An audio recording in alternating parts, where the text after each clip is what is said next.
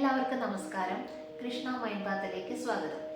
ഇന്ന് ഞാൻ സംസാരിക്കുന്നത് നമ്മുടെ ജീവിതത്തിൽ എപ്പോഴെങ്കിലും അനുഭവപ്പെട്ടിട്ടുള്ളൊരു കാര്യമാണ് പെട്ടെന്നുള്ളൊരു മോട്ടിവേഷൻ. പുതിയതായി എന്തെങ്കിലുമൊക്കെ ചെയ്യണമെന്നൊരു തോന്നൽ വരും. അതിനായി നമ്മളൊരു ഉറച്ച തീരുമാനം എടുക്കുകയും ചെയ്യും. ഉദാഹരണത്തിന്, നാളെ മുതൽ വ്യായാമം ചെയ്തു തുടങ്ങണം, അല്ലെങ്കിൽ യോഗ ചെയ്തു തുടങ്ങണം, അല്ലെങ്കിൽ നന്നായി പഠിച്ചു തുടങ്ങണം എന്നിങ്ങനെ എന്തെങ്കിലുമൊക്കെ കാര്യങ്ങൾ ചെയ്യണമെന്ന് തോന്നും.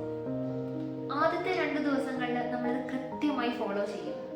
പക്ഷെ 3-ാമത്തെ ദിവസം ആകുമ്പോഴത്തേക്ക് നമ്മുടെ ആദ്യത്തെ ആവേശം ഒന്ന് പതുക്കെ കുറഞ്ഞു തുടങ്ങും.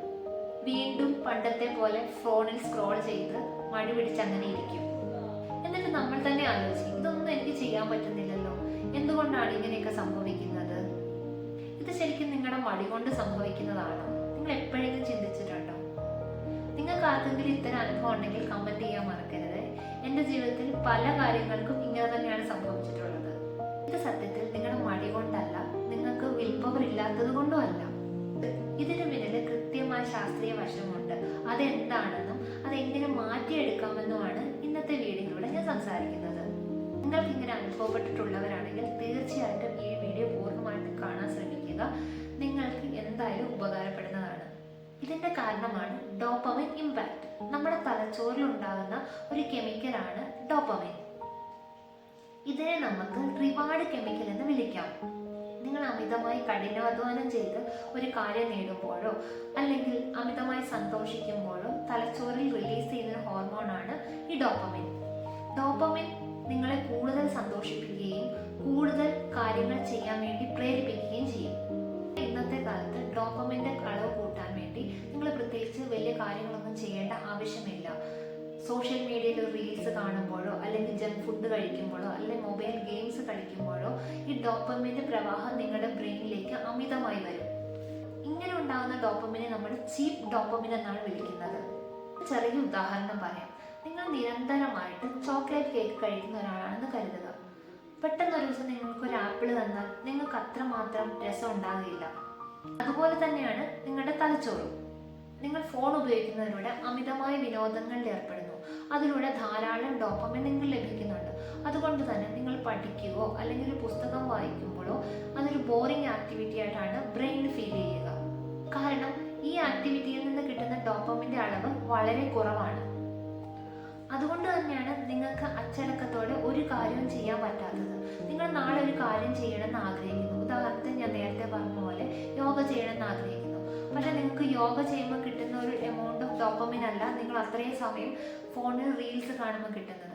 സോ നിങ്ങളുടെ ബ്രെയിൻ ഓട്ടോമാറ്റിക്കലി റീൽസ് കാണണം അല്ലെങ്കിൽ ഫോൺ ഉപയോഗിക്കണം എന്നുള്ള ടെൻഡൻസിയിലേക്ക് നിങ്ങളെ വലിച്ചുകൊണ്ട് പോകും.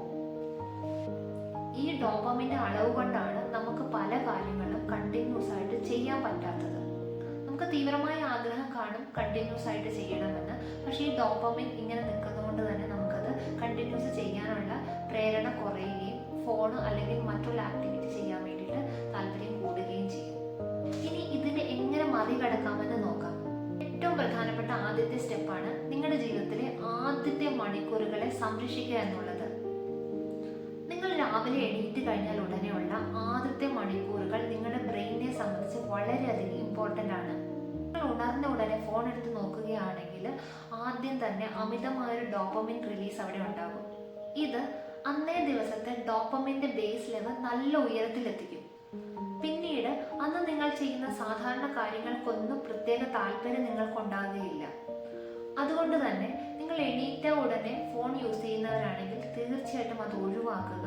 നിങ്ങൾ മറ്റുള്ള ആക്ടിവിറ്റി ചെയ്യുക. ആദ്യത്തെ 1 മണിക്കൂർ ആദ്യമൊക്കെ നിങ്ങൾക്ക് വളരെയധികം ബുദ്ധിമുട്ട് അനുഭവപ്പെടാം. പക്ഷെ അത് മെല്ലെ മെല്ലെ ശീലിച്ചു കൊണ്ടുവരിക. 2-ാമത്തെ സ്റ്റെപ്പാണ് ബോറടിക്കാൻ പരിശീലിക്കുക. ഇത് പറയുമ്പോൾ നിങ്ങൾക്ക് വളരെയധികം വിചിത്രമായി തോന്നാം. ഇന്നത്തെ കാലത്ത് നമുക്ക് ബോറടിക്കാനേ സമയമില്ല, അല്ലേ? നമ്മൾ ബസ്സിൽ യാത്ര ചെയ്യുമ്പോഴോ അല്ലെങ്കിൽ ഒരു ക്യൂ നിൽക്കുമ്പോഴോ നമുക്ക് വെറുതെ ഇരിക്കാൻ പറ്റില്ല. മറിച്ച് നമ്മൾ അപ്പോഴെല്ലാം ഫോൺ സ്ക്രോൾ ചെയ്തുകൊണ്ടേയിരിക്കും. എന്നാൽ ഇനി മുതൽ നിങ്ങൾ ആഴ്ചയിൽ 1 മണിക്കൂർ വീതം കംപ്ലീറ്റ് ആയിട്ട് ഫോൺ ഉപയോഗം നിർത്തിവെക്കുക. ഇത് ചെയ്യുമ്പോൾ നിങ്ങളുടെ ബ്രെയിനിൽ റിലീസ് ചെയ്യുന്ന ഡോപ്പമിന്റെ അളവ് മെല്ലെ താഴ്ന്നു തുടങ്ങും. ഇത് ആദ്യ കാലങ്ങളിൽ വളരെയധികം അസ്വസ്ഥത ഉണ്ടാക്കുന്ന ഒരു കാര്യമാണ്. പക്ഷെ സാവധാനം നമ്മുടെ ബ്രെയിൻ അതുമായിട്ട് അഡാപ്റ്റഡ് ആയിക്കോളും. അങ്ങനെ ഇത്രയും കാലം നിങ്ങൾ ചെയ്യുമ്പോൾ ബോറടിക്കുന്ന കാര്യങ്ങളെല്ലാം നിങ്ങൾക്ക് താല്പര്യമുള്ള കാര്യങ്ങളായിട്ട് മാറി തുടങ്ങും.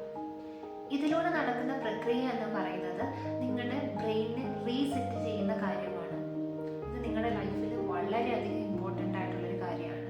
മൂന്നാമത്തെ സ്റ്റെപ്പാണ് വളരെ സാവധാനമുള്ളൊരു മാറ്റം. നിങ്ങളൊരു കാര്യം ചെയ്യാൻ പോകുമ്പോൾ വലിയ ടാർഗറ്റ് സെറ്റ് ചെയ്യാതെ ചെറിയ ഷോർട്ട് ടേം ആയിട്ടുള്ള ടാർഗറ്റുകൾ സെറ്റ് ചെയ്യുക. ഉദാഹരണത്തിനായി ആദ്യമേ ഒരു അരമണിക്കൂർ ഫോൺ ഉപയോഗം നിർത്തിവെക്കുക.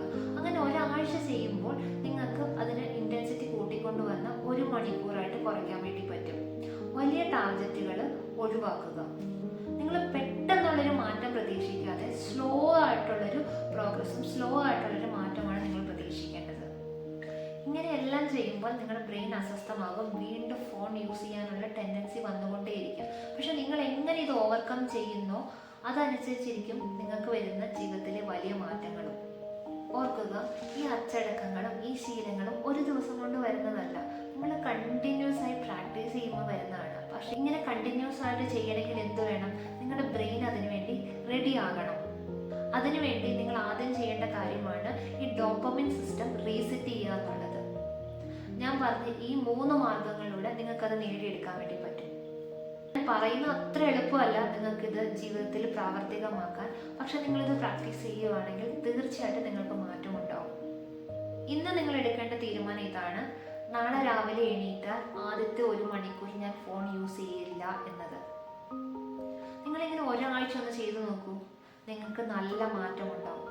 ഈ മാറ്റങ്ങൾ നിങ്ങൾ കമൻറ്റിലൂടെ അറിയിക്കാൻ മറക്കണ്ടേ. നിങ്ങൾക്ക് ഈ വീഡിയോ ഉപകാരപ്പെട്ടെന്ന് തോന്നിയാൽ നിങ്ങളുടെ സുഹൃത്തുക്കൾ ഷെയർ ചെയ്യുക. ഈ ചാനൽ സബ്സ്ക്രൈബ് ചെയ്യുക. ഇതേപോലെ നല്ല ഇൻഫർമേഷനുമായിട്ട് വീണ്ടും കാണാം.